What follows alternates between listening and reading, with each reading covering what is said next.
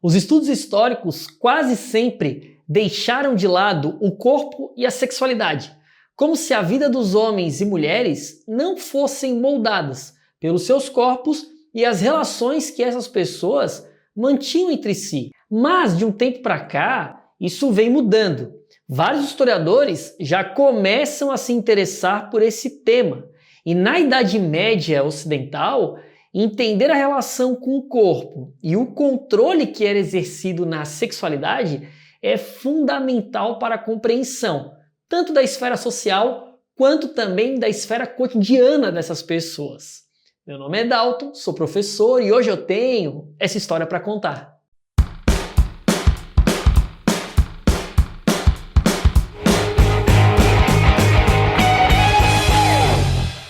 Como eu falei na introdução do vídeo, o corpo enquanto objeto de pesquisa representou ao longo da história um grande esquecimento por parte dos historiadores.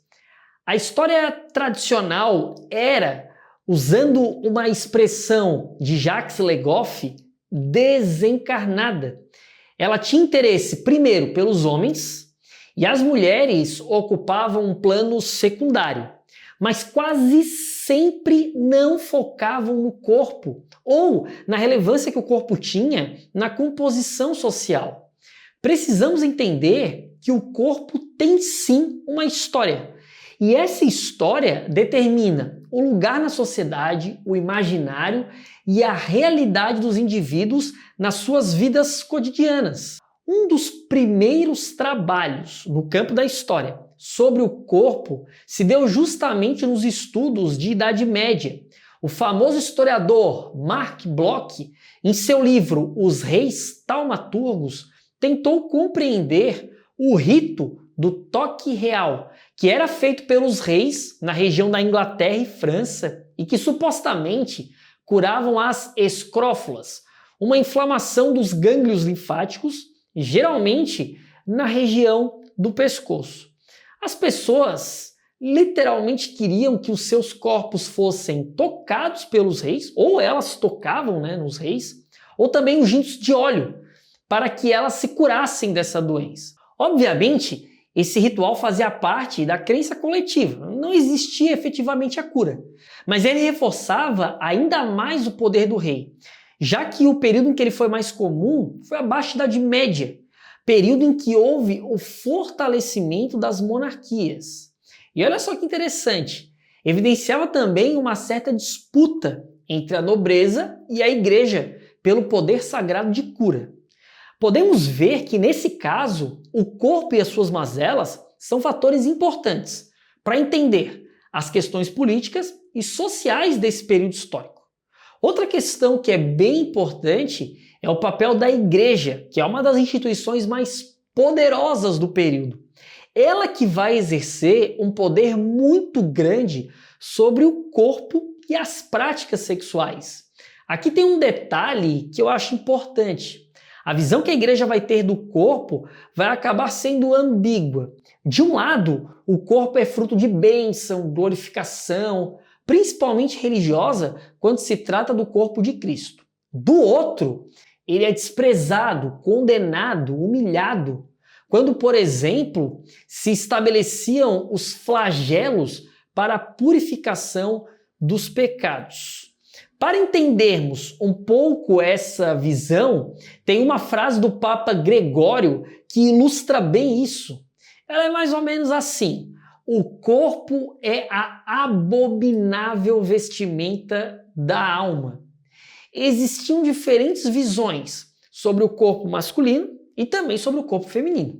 E é claro que o corpo das mulheres vai acabar sendo alvo de um maior controle desde aquela época, o que justificaria a submissão da mulher ao homem na sociedade.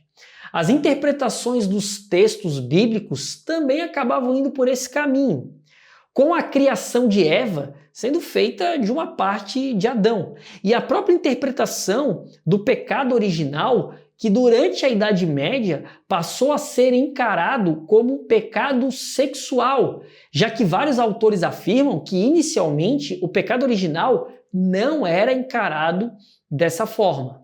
Sendo assim, a subordinação da mulher nesse período possui tanto uma raiz espiritual como também corporal. O historiador Georges Duby, grande medievalista francês, afirmava que a Idade Média é masculina, pois os discursos, além de serem escritos por homens, justificavam também a sua superioridade. Só com o pensamento de São Tomás de Aquino, no século XIII, que é o pai da escolástica, essa concepção vai mudar um pouco. Para o filósofo, a lógica era a seguinte: Deus criou Eva a partir da costela de Adão. Se ele tivesse criado a partir da cabeça, ela seria superior a ele. Se Deus tivesse criado a partir dos pés, seria inferior. Como foi criada da costela, que é o meio do corpo, Deus preconizou que Eva seria igual a Adão. Percebemos que por essa lógica, mais uma vez o corpo é um elemento central da análise. Mas nem tudo em relação ao corpo era visto como algo negativo. Como eu falei anteriormente, a igreja era ambígua nesse assunto. Parte de corpos de santos eram e ainda são venerados nas igrejas como relíquias sagradas. A própria Eucaristia, que é o centro do culto cristão, é considerado o quê? O corpo e o sangue de Cristo. Mas o corpo dos meros mortais era visto como algo pecaminoso. Aí vocês devem imaginar que o sexo então era a parte mais complicada, né? E galera, era mesmo. A igreja chegou a emitir padrões que deveriam ser seguidos durante o ato sexual, para que todos passassem a ter uma noção do que era pecado quando o ato fosse praticado. O sexo era pregado pela igreja como algo negativo na vida do homem. Membros do clero afirmavam que essa prática levava à decadência e estabeleciam como única possibilidade de salvação a prática sexual no casamento. Para vocês terem uma noção, ficar nu diante de uma pessoa era permitido somente entre os cônjuges. E mesmo assim, para a igreja, era uma situação bastante perigosa, porque poderia despertar no homem a luxúria, um dos pecados condenados pelos dogmas religiosos. Então passou-se a recomendar a relação sexual com vestimentas. Para vocês terem uma ideia de como essa preocupação com o nu era levada a sério, discutia-se inclusive como os corpos dos ressuscitados chegariam ao paraíso, se seriam nus ou se seriam vestidos. Depois de um intenso debate, os teólogos medievais concluíram que, com o fim do juízo final e o fim dos pecados originais, os corpos dos eleitos poderiam ficar nus sem incorrer no pecado. Ainda falando sobre o controle do sexo, existiam até mesmo regras para a posição durante o ato sexual, onde a mulher deveria ser passiva e o homem deveria ser ativo, mas de maneira moderada. Não se poderia manter relações sexuais durante a quaresma, dias santos e também durante o período menstrual, já que o pensamento da época dizia que os leprosos são filhos de casais que tiveram relações sexuais durante a menstruação da mulher. E como se sabia que essas práticas ocorriam? Através de perguntas na hora da confissão.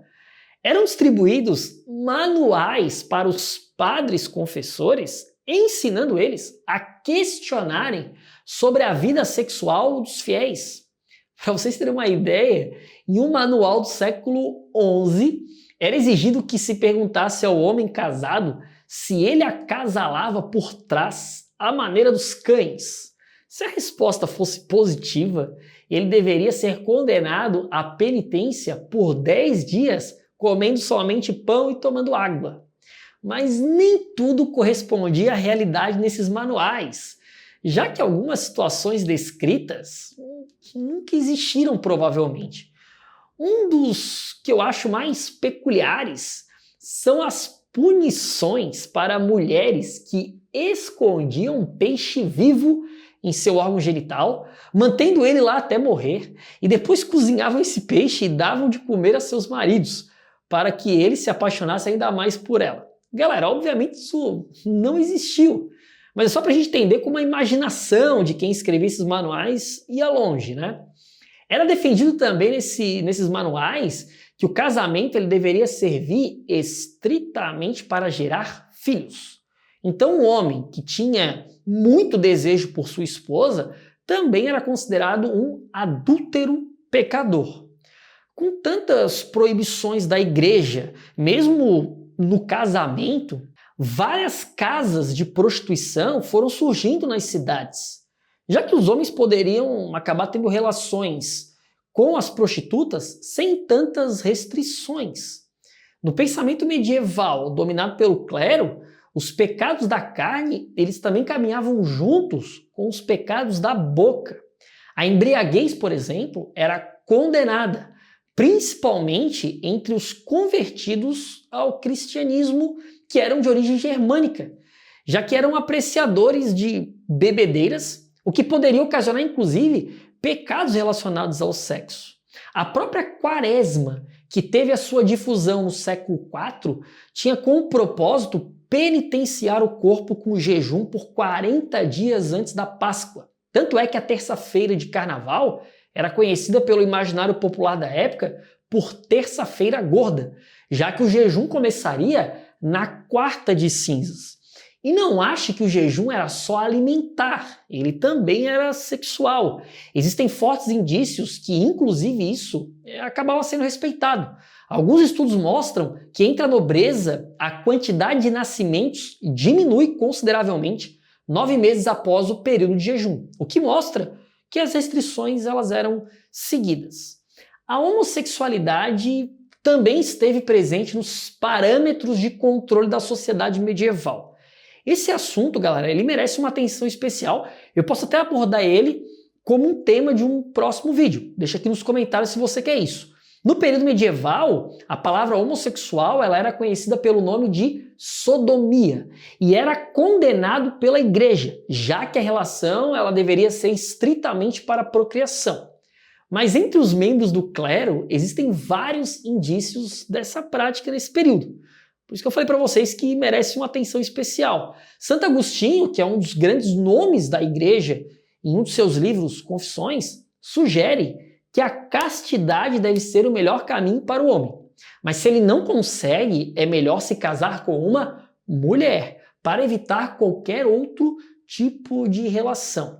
E por fim, é na Idade Média que cria-se a visão de que o sofrimento faz parte da vida do ser. E o corpo é justamente um dos grandes responsáveis pelos pecados. As doenças, a dor, eram encaradas como castigos divinos e que serviam para a purificação da alma. As doenças, inclusive, galera, passaram a ser mais encaradas no sentido espiritual do que propriamente no sentido carnal. O corpo ele sofria a dor da alma, como foi, inclusive, a interpretação que se deu na peste negra que ocorreu no século XIV, que eu, inclusive, abordo aqui no canal, tem um vídeo sobre isso. Vou deixar aqui nos cards e nos comentários para vocês. Se você chegou até aqui, esse vídeo merece muito o seu like e o seu comentário. Isso ajuda demais o YouTube a entregar esse vídeo para mais pessoas e manter o meu trabalho por aqui. Me siga também nas redes sociais, Twitter e Instagram. Eu sempre estou colocando novidades do canal por lá. Espero muito que vocês tenham gostado. Até o próximo vídeo. Valeu, galera!